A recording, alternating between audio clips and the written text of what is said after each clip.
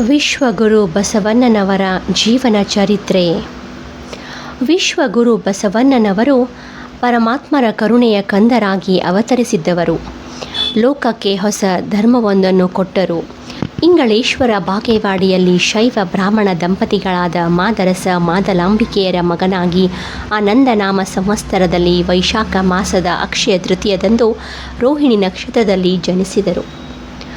ಇವರು ಯಾವುದೇ ಅಂಧಶ್ರದ್ಧೆ ಜಡ ಸಂಪ್ರದಾಯಗಳನ್ನೊಪ್ಪದೆ ಸತ್ಯಾನ್ವೇಷಕರಾಗಿ ಹೆತ್ತವರನ್ನು ಬಂಧು ಬಾಂಧವರನ್ನು ತೊರೆದು ವಿದ್ಯಾಕಾಂಕ್ಷಿಯಾಗಿ ಕೂಡಲ ಸಂಗಮದ ಗುರುಕುಲಕ್ಕೆ ಬಂದರು. ಶಾಸ್ತ್ರಾಧ್ಯಯನ ಯೋಗಾಭ್ಯಾಸಗಳಲ್ಲಿ ಬಾಲ್ಯವನ್ನು ಕಳೆದು ತಾರುಣ್ಯಕ್ಕೆ ಕಾಲಿರಿಸಿದರು. ಜನರಲ್ಲಿ ಮನೆ ಮಾಡಿಕೊಂಡಿದ್ದ ಮೌಢ್ಯತೆ ಕಂದಾಚಾರ ಜಾತೀಯತೆಗಳನ್ನು ಕಂಡು ಮನನೊಂದು ಪರಿಹಾರವನ್ನು ಅರಸತೊಡಗಿದರು. ಒಂದು ದಿನ ಪರಮಾತ್ಮನ ದಿವ್ಯ ದರ್ಶನವಾಯಿತು. ಅನುಗ್ರಹಿತರಾದರು. ಬ್ರಹ್ಮ ವಿಷ್ಣು ಮಹೇಶ್ವರರೆಂಬ ತ್ರಿಮೂರ್ತಿಗಳನ್ನು ಮೀರಿದ ಸೃಷ್ಟಿಕರ್ತನೇ ಶ್ರೇಷ್ಠವೆಂಬ ಘೋಷಿಸಿ ಆ ದೇವನನ್ನು ಲಿಂಗದೇವ ಎಂದು ಕರೆದರು. ನಿರಾಕಾರ ದೇವನಿಗೆ ಮನುಷ್ಯರ ಪ್ರಾಣಿಗಳ ಆಕಾರ ಕೊಡುವುದು ಸರಿಯಲ್ಲ ಎಂಬ ಭಾವ ತಳೆದು ದೇವನ ಸಾಕಾರ ಕೃತಿಯೇ ಬ್ರಹ್ಮಾಂಡ, ಇದು ಗೋಲಾಕಾರದಲ್ಲಿದೆ. ಆದ್ದರಿಂದ ಲಿಂಗದೇವನನ್ನು ವಿಶ್ವದಾಕಾರದಲ್ಲಿ ಪೂಜಿಸುವುದು ಸರಿ ಎಂದು ಇಷ್ಟಲಿಂಗದ ಪರಿಕಲ್ಪನೆ ಕೊಟ್ಟರು. ದೇವರ ಕುರುಹು ಆದ ಇಷ್ಟಲಿಂಗವು ಮಾನವನ ಜಾತಿ ವರ್ಣ ವರ್ಗ ಭೇದಗಳನ್ನು ಕಳೆದು ಶರಣನನ್ನಾಗಿ ಮಾಡುವ ಸಾಧನವಾಗಬೇಕೆಂದು ಅದನ್ನು ಗಣಲಾಂಛನವನ್ನಾಗಿ ಮಾಡಿದರು. ಪರಮಾತ್ಮನ ದಿವ್ಯಾನುಭವ ಪಡೆದು ನವ ಸಮಾಜ ನಿರ್ಮಾಣದ ರೂಪುರೇಷೆಗಳನ್ನು ತಮ್ಮ ಮನದಲ್ಲಿ ಹೊಂದಿ ಕಲ್ಯಾಣದ ಕಾರ್ಯಕ್ಷೇತ್ರವನ್ನು ಪ್ರವೇಶಿಸಿದರು.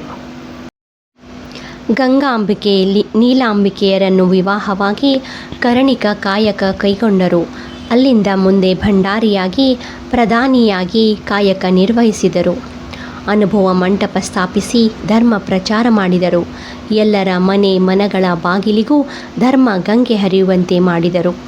ಇಷ್ಟಲಿಂಗವೆಂಬ ಗಣಲಾಂಛನವನ್ನು ಧರಿಸಿ ಕಲ್ಯಾಣದಲ್ಲಿ ನಡೆದ ಅಂತರ್ಜಾತಿ ವಿವಾಹವೊಂದರಿಂದ ಉಂಟಾದ ಸಾಮಾಜಿಕ ಸಂಘರ್ಷಗಳ ನಂತರ ಬಸವಣ್ಣನವರು ಕಲ್ಯಾಣವನ್ನು ಗಡೀಪಾರು ಮಾಡಬೇಕಾಯಿತು.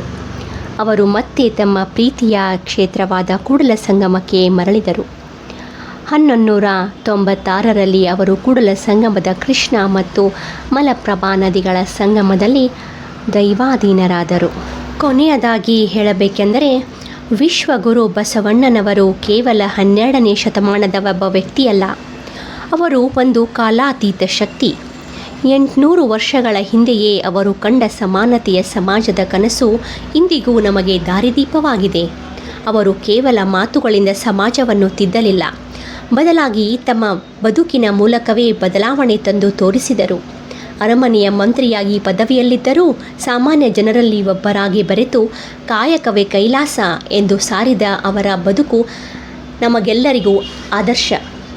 ಬಸವಣ್ಣನವರ ವಿಚಾರಗಳು ಕೇವಲ ಪುಸ್ತಕ ಅಥವಾ ಭಾಷಣಕ್ಕೆ ಸೀಮಿತವಾಗಬಾರದು. ಅವರು ಹೇಳಿದಂತೆ ನುಡಿದಂತೆ ನಡೆಯಬೇಕು.